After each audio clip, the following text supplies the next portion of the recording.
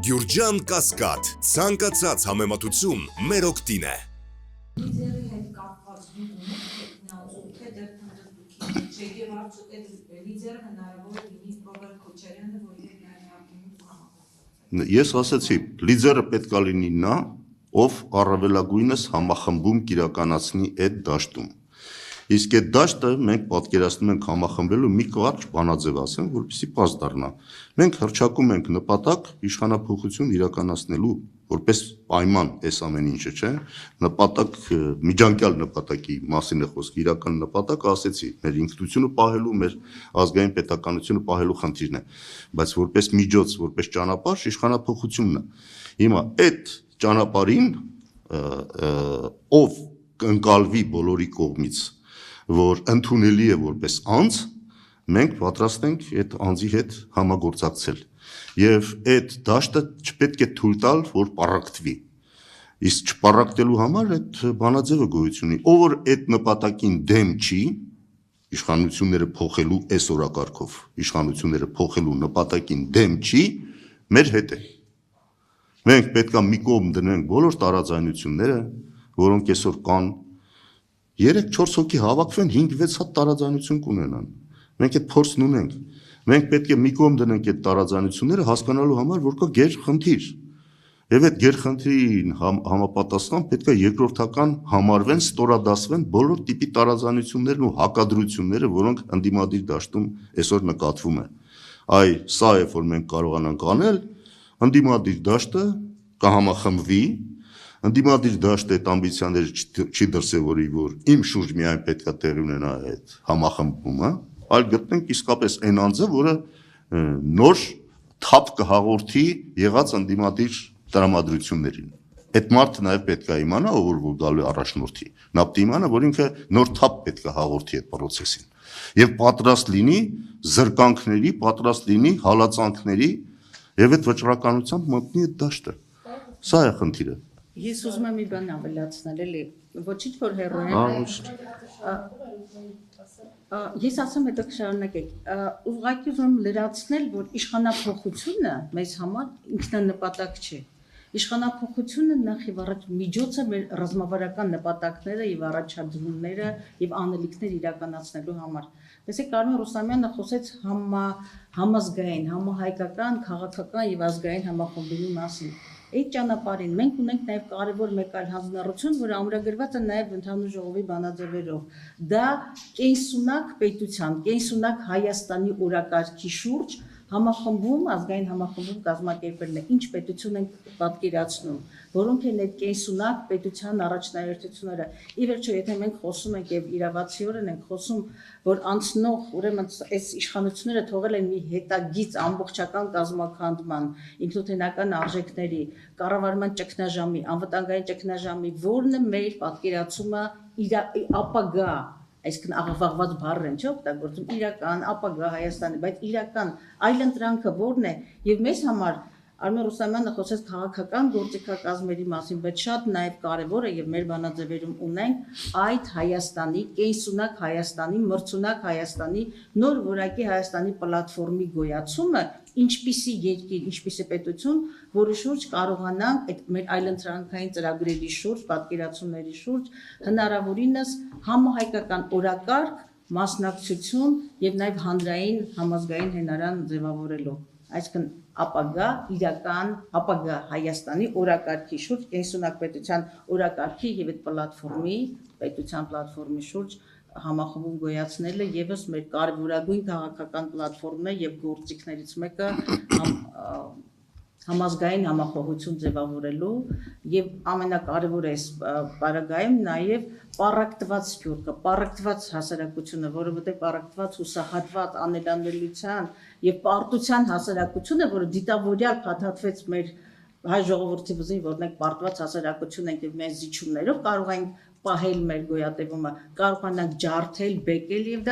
դա եւ մենք ունենք այդ պլատֆորմը, շուտով մենք նաև հանրության դատին կներկայացնենք Հայաստանի մեր իրական պատկերացումը, որը համոզված ենք, որը թե համահայկական համերաշխության ըմբռնումի համախմբումի եւ նաև ներազգային քաղաքական կյանքում կարևոր ազդակ կարող է լինել։ Նա հարցը կարող է շարունակել, բայց ներեցեք երկրորդ անգերելի խոսեք երկերի կուզեն ենք միկրոֆոնը թողել, որտեղ խնդրեցին Որ միկրոֆոնն է։ երկերը որտեղ ձեր ձայնը լսելի չի։ Սա։ եթերով։ Ինչ անենք։ Ինչ բան չանենք։ Երկիրը շատ լավ, շատ Ապեցեմ եւ հետո Պարոսամյան ցույց առաջ նշեցիք իշխանապողության հասնելու ճանապարհները, խոսեցիք ընդդիմադիր դաշտից, խոսեցիք մեկ ընդհանուր թեկնածուի գաղափարի մասին, արդյոք նաև ընդդիմադիր դաշտում բոլոր ընդդիմադիր ուժերի մեջ որևէ հակասություն կա։ Միշտ կա։ Տարբեր քաղաքական ուժեր են, տարբեր պատկերացումներ ու մոտեցումներ ունեն եւ այն ինչ որ մենք անում ենք, փորձում ենք բոլորին բերել ավելի կառուցողական դաշտ եւ մեր քննարկումներն ավելի կենտրոնանան իսկապես լուրջ այն պլատֆորմային ծրագրային հարցերի շուրջ, քան թե հատվածական ինչ որ ամբիցիոզ խնդիրները դա խաթարեն եւ չհասնենք դրան։ Հիմա մենք ասում ենք, այն ինչ որ ասեցի, շատ հստակ է։ Օրակարգ ենք առաջարկում, այդ օրակարգի շուրջ համախմբման պատրաստակամություն ենք հայտնել եւ պատրաստ ենք դա իրականացնել ցանկացած որևէ մի քաղաքական ուժի հարմար ձևով կամ ցանկությամբ։ Եվ մենք պատրաստ ենք բոլորի հետ նստել, այս հարցերի հետ խոսել, բայց խոսել առարկայական այն խնդիրների շուրջ, որոնք իրական այլընտրանք կարող են ներկայացնել մեր ժողովրդին եւ նաեւ միասին կարողանանք համախմբված մի կողմ դնելով այդ տարաձայնությունները առաջ գնալ։ Թե չէ տարաձայնությունները շատ են, բայց միավորողը մեկը պետք է լինի։ Այս իշխանությունների հեռացումը։ Եթե որևէ մեկը անկեղծորեն այդ գործի մեջ չի մտնում, այդ նշանակում է ինքը եկել է խափանի այդ process-ը, ավելավա չգա։ Խորհրդարանական մյուս ընդդիմադիր ուժեր որևէ խնդիրներ կան։ Ոչ, մենք որևէ տենց տարաձայնություն այս հարցերի հետ կապված, որ ես ասեցի, գոյություն չունեն։ Իրական առարկայական հարցերի հետ կապված մենք տարաձայնություն այսօր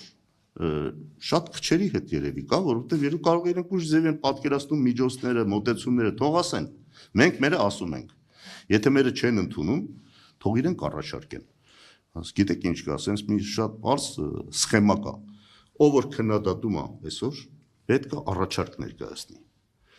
Ով որ առաջարկում է, պետք է ինքը առաջի հերթին դա սկսի իրականացնել։ Այ այս շղթան ես շատ քչերի մոտ եմ տեսնում, որ իրականանում է։ Քննադատում են առանց առաջարկի։ Առաջարկում են, բայց ասում են դաշնակցություն գնա արա։ Այնա ես առաջարկ ունեմ եւ իմ ասածը կանեմ։ Դե դու առաջարկում ես, դու էլ արա, որ ցույց տաս, որ դա իրականություն է։ Այս ձևի հստակություն եթե մտավ, այդ պորոտախոսությունները, իրար դեմ ցեխարձակումները, բաները կդադարեն։ Որտեվ ոչ բոլորն են ասում եմ քննադատողներն առաջարկում եւ ոչ բոլոր առաջարկողներն են կատարում իրենց ասածը։ Այս սարան երբ որ հասնենք, ես վստահ եմ, որ շատ բան կկարգավորվի։ Ռուսլամյան, դուք խոսում եք Փաշինյանից օր առաջ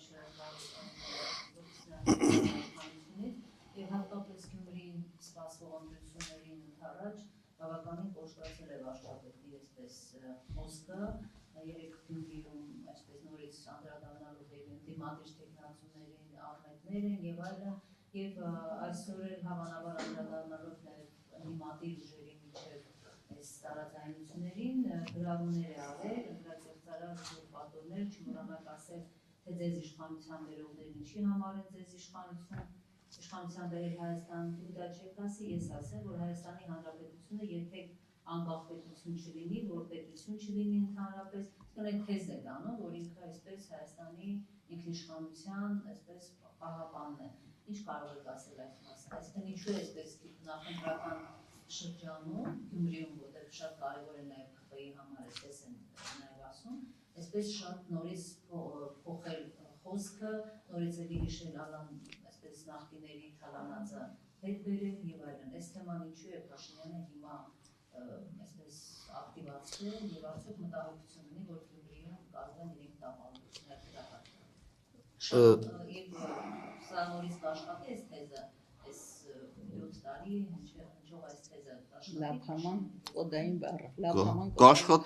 Կաշխատի մենակ նրանց համար, ովքեր սեփական վերլուծությունը չեն իրականացնում, սեփական աչքերով չեն ուզում տեսնել իրականություն, այլ դա ուզում են տեսնել Փաշինյանի աչքերով։ Հասկանում եք, Փաշինյանին թվում է, թե մի 6 տարի առաջվա, 7 տարի առաջվա կարգավիճակում է,